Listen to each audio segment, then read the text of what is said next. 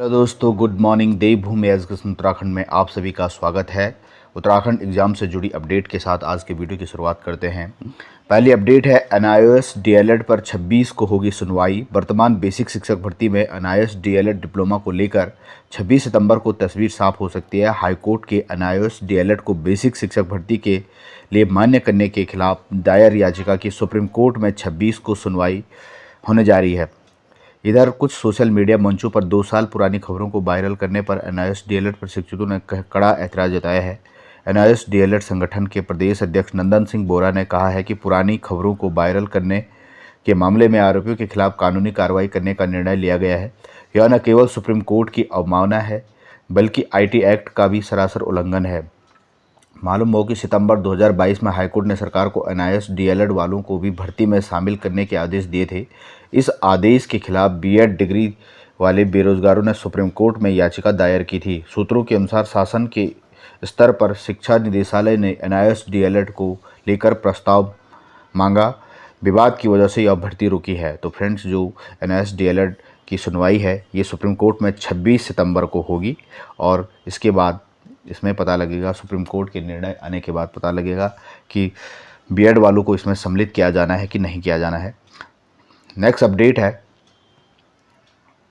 नई भर्तियों में आधे पद ही भरे जाएंगे।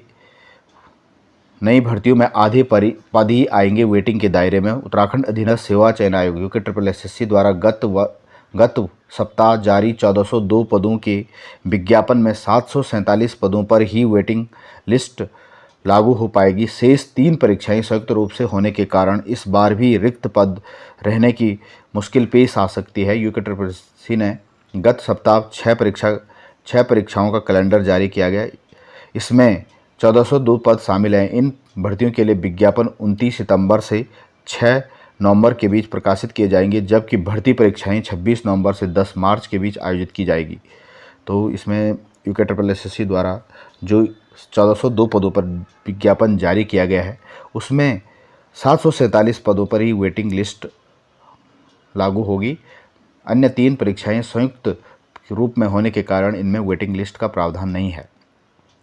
और नेक्स्ट करंट अफेयर की न्यूज़ है, पिथौरागढ़ के नारायण आश्रम में रात्रि विश्राम कर सकते हैं नरेंद्र मोदी। प्रधानमंत्री नरेंद्र मोदी के 11 अक्टूबर को उच्च हिमालयी क्षेत्र का भ्रमण कार्यक्रम को देखते हुए धारचूला के चौदास घाटी में स्थित नारायण आश्रम में भी हलचल बढ़ गई है। प्रधानमंत्री 2 दिनी प्रवास में 1 दिन इस आश्रम में रात्रि प्रवास कर सकते हैं। नारायण आश्रम की स्थापना वर्ष 1936 में कर्नाटक के संत नारायण स्वामी ने की थी। उन्होंने इस जमीन को हिमालय के इस ओर का कैलाश कहा था और चौदास घाटी के सोसा के ग्रामीण ने नारायण स्वामी के तेजस्वी व्यक्तित्व से प्रभावित होकर आश्रम के भूदान करना स्वीकार किया था। एक कुटिया में स्वामी ध्यान लगाते थे और 1939 में पक्के भवन का निर्माण हुआ और अगस्त 1946 में यहाँ भगवान नारायण की मूर्ति स्थापित की गई और प्राण प्रतिष्ठा की गई। स्वामी ने अस्कोट से पश्चिम की ओर चढ़ती पहाड़ी के शीर्ष पर शिक्षा की अलख जगाने के लिए 1948 में इसकी नींव रखी और 9 नवंबर 1956 को 44 वर्ष की आयु में स्वामी कोलकाता में ब्रह्मलीन हो गए थे। तो फ्रेंड्स, करंट अफेयर की दृष्टि से महत्वपूर्ण प्रश्न, नारायण आश्रम की स्थापना वर्ष 1936 में कर्नाटक के संत नारायण स्वामी द्वारा की गई और इनके लिए जो भूमि दान की गई ये सोसा के ग्रामीणों द्वारा की गई। ये एग्ज़ाम में पूछा जाता है। नेक्स्ट अपडेट है, पिथौरागढ़ की चागा चाय का स्वाद लें। शोध संस्थान ने समुद्र तल से 1200 फीट की ऊंचाई पर स्थित दारमा वैली के जंगल में खोजा। जड़ी बूटी शोध संस्थान ने उच्च हिमालय क्षेत्र के दारमा वैली में चागा मशरूम चाय को खोजा है। यह भोजपत्र के पेड़ों पर पाई जाती है। देश में अभी इसकी आपूर्ति रूस, सर्बिया सहित अन्य ठंडे देशों से होती है। यह चाय 20 से 25 हज़ार रुपये प्रति किलो बिकती है। जड़ी बूटी शोध संस्थान के वरिष्ठ वैज्ञानिक डॉक्टर विजय प्रकाश भट्ट के नेतृत्व में अगस्त के अंतिम सप्ताह में दारमा वैली गई टीम ने समुद्र तल से 12,000 फीट की ऊंचाई पर स्थित सोन गांव के भोजपत्र में जंगल में चागा मशरूम चाय को खोजा। तो यहाँ पे ये सोन गांव में चाय खोजी गई 12,000 फीट पे। एग्ज़ाम में पूछा जा सकता है चागा मशरूम चाय कहाँ पे खोजी गई। चागा मशरूम कवक की एक प्रजाति है। यह मुख्य रूप से भोजपत्र के पेड़ों में उगती है। इसका सर्वाधिक उत्पादन रसिया, नॉर्थ यूरोप, सर्बिया, अलास्का अन्य कई देशों में होता है।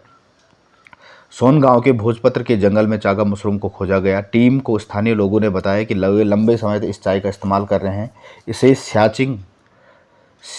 स्याचिंग चा कहते हैं। ठंडे इलाकों में इसकी उपज होती है। चागा शब्द पुराने रूसी शब्द कागजा से आया है। इसका अर्थ है मशरूम, और यह 16वीं-17वीं शताब्दी के आसपास इस मशरूम के उपचारात्मक लाभों को मान्यता दी गई थी। इसे औषधीय ग्रंथों में भी शामिल किया गया था। ईश्वर का उपहार या जड़ी बूटियों का राजा कहे जाने वाले चागा का उपयोग सदियों से चीनी दवाओं में किया जाता है। शोधकर्ताओं के दावे कैंसर और अन्य रोगों के इलाज में फ़ायदेमंद, सर्दियों में शरीर को गर्म रखने के कारगर, रोग प्रतिरोधक क्षमता बढ़ाने में मददगार, स्वाद बेहतर, फाइबर और पोषक तत्वों से भरपूर, विटामिन डी और आयरन, मैग्नीशियम, पोटेशियम इसमें मौजूद है। चागा मशरूम चाय को दारमा के सोन गांव के भोजपत्र के जंगलों में खोजा गया। इसका वैज्ञानिक विधि से अच्छा उत्पादन हो सकता है। इसके लिए सरकार को प्रोत्साहन देने की ज़रूरत है। इसके लिए सरकार को सबसे पहले भोजपत्र के जंगलों को बढ़ाने की आवश्यकता है। डॉक्टर विजय प्रकाश भट्ट, सेवानिवृत्त वरिष्ठ वैज्ञानिक, जड़ी बूटी शोध संस्थान। तो फ्रेंड्स, ये थी आज की करंट अफेयर की 2 न्यूज़ जो आगामी एग्ज़ाम की दृष्टि से बहुत ही महत्वपूर्ण है। पिथौरागढ़ के नारायण आश्रम से संबंधित एक अपडेट और पिथौरागढ़ की चागा चाय। Thanks for watching video. नमस्कार, जल्द मिलते एक नई इन्फॉर्मेशन के साथ। जो चैनल पे नए हैं, चैनल को सब्सक्राइब कर दीजिएगा, लाइक कर दीजिएगा और शेयर कर दीजिएगा।